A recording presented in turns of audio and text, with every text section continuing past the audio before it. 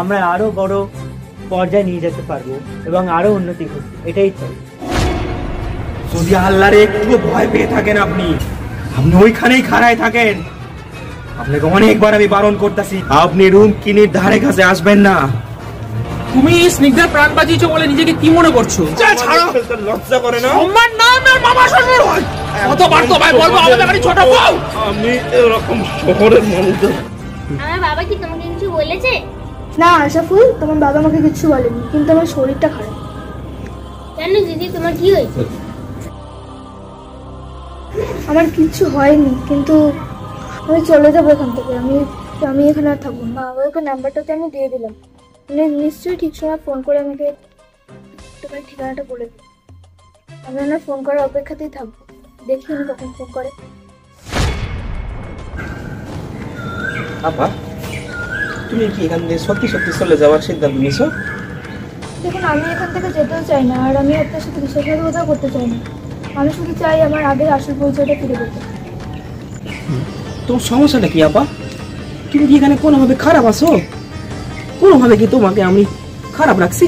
আল্লাহ যত ভালোই আছো তুমি এখানে। এখানে খারাপ ভালোর কোনো ব্যাপার আসছে না। আমি আমার আসল পরিচয়টা ফিরে পেতেই ওই লোকটার সঙ্গে যেতে চাই। দেখো আপা, ওই লোকটা ভালো না। শহরের লোকরা অমন ভালো হয় না। ওনার কথা শুনে বোঝা যাচ্ছে উনি সুবিধার লোক নয়। আমি তাও যেতে চাই। আপা, তুমি একবার আমার কথাটা বোঝো। ওই লোকটা ভালো নয় আপা, ও ভালো নয়। আমি তোমারে বলছি ও ভালো নয়। আমি তাও ওখানে যাবো। আপা, আমি তোমার শেষবারের মতো বলছি, ওই লোকটা কিন্তু ভালো নয়। তুমি একবার ঠিক করে বোঝো। আপনি যাই বলুন তাই বলুন, আমি ওই লোকটাকে বুঝতে পেরেছি। আমি একবার যখন বারণ করছি, তুমি ওর কাছে যাবে না তো যাবে না।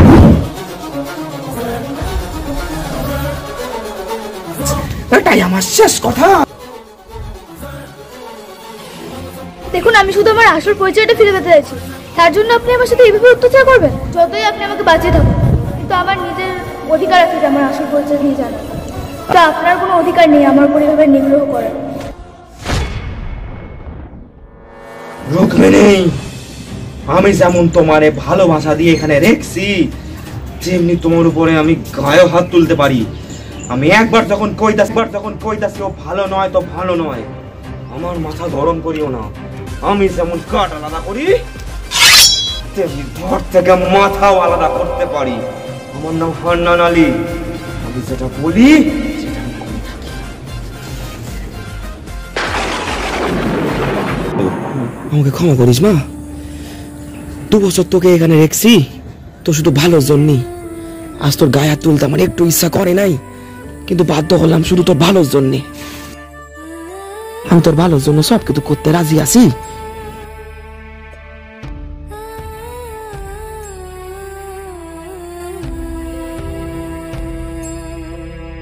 আজ তুমি আমার ভুল বুঝলে রুমকিনি। আমি শুধু তোমার ভালোর জন্যে। ব্যাস।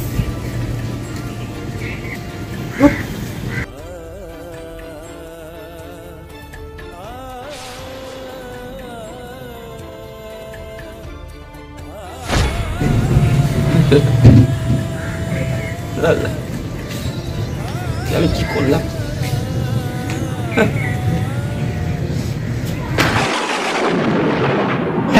মাত্রা ছাড়িয়ে যাচ্ছে। মাত্রা আমি এখনো কিছুই ছাড়াইনি। আপনি ভালোই ভালোই বলে দেন।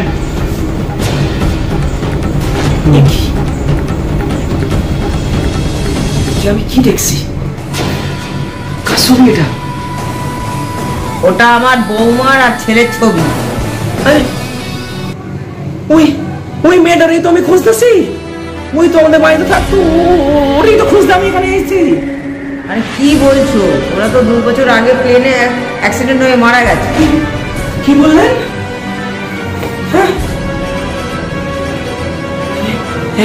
অ্যাক্সিডেন্টে? তার মানে ওই লোকটা সত্যি কথা বলেছিল?